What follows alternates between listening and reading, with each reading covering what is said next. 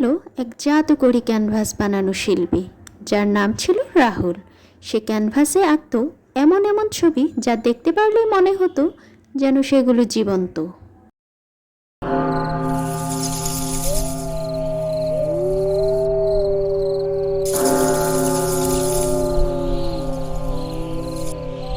সে পুরনো দৃশ্য আঁকতে খুব পছন্দ করে, তাই একদিন সে একটা পুরনো ফেটে চুরে যাওয়া ক্যানভাস কিনে নিয়ে আসে। লোকজন বলে এই ক্যানভাসটা একটি পরিত্যক্ত মন্দির থেকে পাওয়া যায়, যেখানে অজস্র ভূতেরা বাস করে। রাহুল এসব বিশ্বাস করে না। এগুলো জানা সত্ত্বেও সে এই ক্যানভাসটা কিনে নিয়ে এসেছিল এবং রাতে সে ক্যানভাসটা নিয়ে আঁকতে বসে গেল।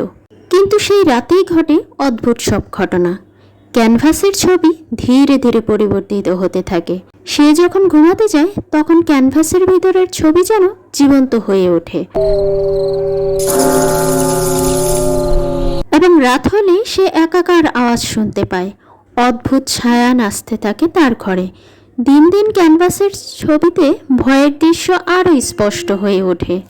অসুর, আত্মা আর এক অচেনা মেয়ের মুখ ফুটে উঠতে দেখা যায়।